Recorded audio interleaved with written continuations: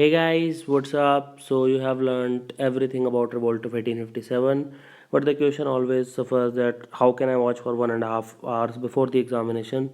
So I'm making this lesson. Using this, you will be able to revise the entire revolt of 1857 in less than 10 minutes. Okay, obviously I'll not be able to talk about exhaustive details, but more or less the important information will be covered. This is presented by me, Roman Seni, and do follow me on an academy, that is www.unacademy.in/user/romanseni for all the lessons here.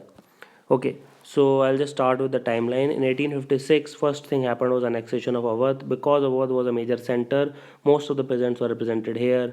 There were 75,000 peasants suffering from serving from the Awadh, and there was about every peasant from an agricultural family. So the annexation of Awadh created a lot of problems because it was annexed on a ground of misgovernance that created even more infuriation among the sepoys.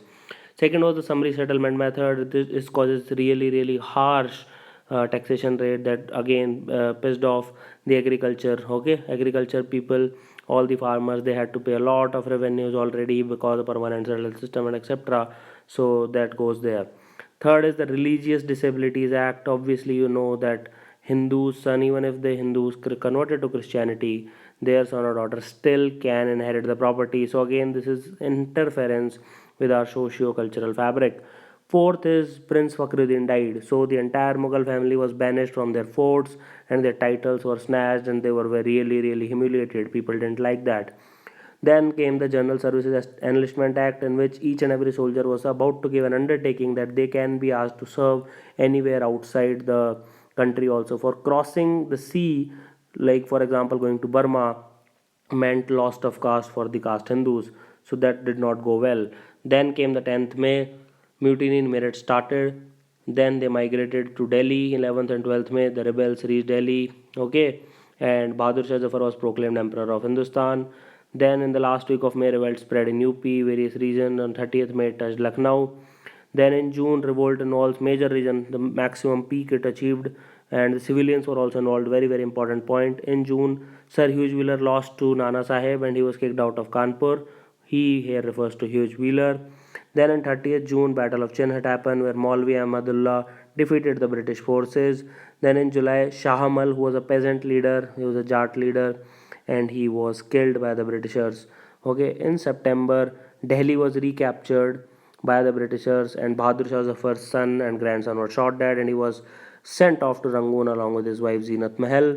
In December, Kanpur was again captured by Sir Colin Campbell. So if you just want to remember one particular name, you have to remember Sir Colin Campbell.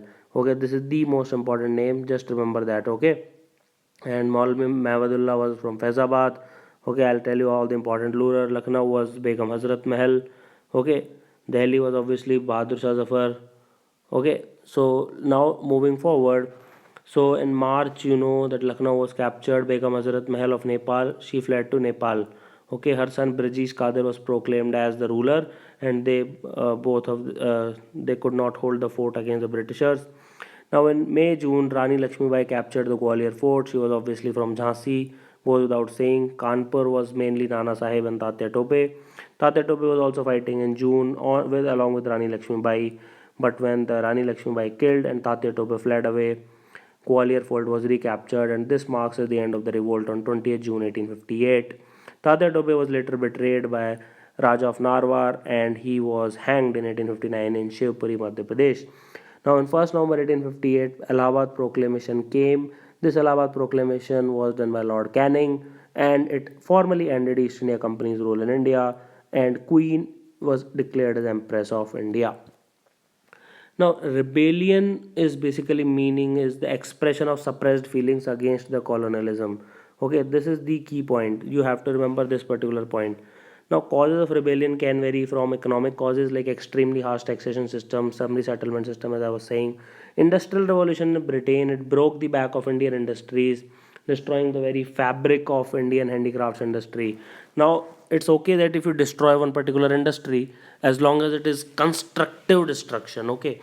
But it was not constructive destruction, it was destructive destruction because they took all the raw material from India, got it processed in the mills of Manchester, and then the entire raw material was the entire finished good was dumped into the Indian market. Not so good. Okay, Now they had zero employment in agriculture because agriculture was again in a really bad shape. There was zero industrialization in India. There was drain of wealth according to Dadabhai Naroji, and land of the zamindars were taken away. Now, before I forget, the important leaders in Kanpur was Nana Sahib, Lucknow was Birjish Qadir, son of Begum Hazrat Mahal, Bareilly it was Khan Bahadur, Jagdishpur it was Ara or Bihar it was Kunwar Singh, Jhansi it was Rani Lakshmi Bai, Delhi it was Bahadur Shah Zafar nominal but General Bakt Khan in real, and Faizabad it was Maulvi Ahmadullah. And Sir Hugh Rose defeated Rani Lakshmi Bai, and it was Colin Campbell who played the major role in Kanpur and Lucknow. In Banaras, it was Colonel James Neal, and in Delhi, it was John Nicholson and Lieutenant Hudson. Okay, now the political cross is obviously a greed of the British Empire. This is subsidiary alliance system of Lord Wellesley and doctrine of lapse. This all led to annexation of various states. Military causes or sepoys were completely frustrated. Past mutinies used to happen. They used to get led but less bhattas. They were given less promotions. They were treated inferiorly. They were given poor arms. And the issue of Enfield rifle, where the to bit of the pig and the cow fat to bite the cartridge. Then there was bone powder in atta or the flour. Then there was bhattas issues. Foreign bhattas were not paid. They were treated inferiorly. They were not allowed to wear the caste marks. They had problems with crossing of sea. Now, in socio-economic causes, they were Britishers were affecting Indian customs directly, like sati, widow remarriage. They were promoting widow remarriage. They were inhibiting child marriages, and they were also promoting women education. So all these issues Indians felt really threatened. So these were the main causes of the revolt. And what are the reasons of the failure of the revolt? Most important reason is it was limited in its territorial spread. It was limited to Uttar Pradesh, Delhi, Bihar, and northern MP. Only certain classes participated. For example, Indian middle class, educated class did not participate. That was a real setback to that the revolt. Now, numerous states and classes, rather than supporting the revolt, or even rather than staying neutral, they actually ended up supporting British. For example, Rajasthan, Punjab, they really supported British. Madras, totally loyal to British. And the intelligentsia class, as I was saying, was in favor of British rule because they thought British is bringing modernization to India. They are bringing modern tempers and science and technology. Okay, Western civilization was supposedly superior to our superstitious and illogical sepoys and farmers. How stupid is that? Anyway, inferior resources, obviously they had inferior equipment. They were fighting from spikes and pikes and swords and etc. They had poor training. They had poor organization skills. There was absence of modern means of communication. There was no telephone or nothing like that. They did not coordinate it properly. There was lack of unified leadership. They did not have telegraph lines. Okay, now they had zero understanding of colonial rule, so this was also very problematic. So these were the main reasons of the why the revolt failed. Obviously, analysis, it was the first war of independence, and though it was not literally the first because there was a but nothing happened at such scale. Though it was not involving the entire India, yet it involved significant portion of it. And obviously the main effect was Government of India Act of 1858. East India Company completely ends up here. Viceroy concept comes, who reports directly to the Queen. Lord Canning becomes the first Viceroy of India.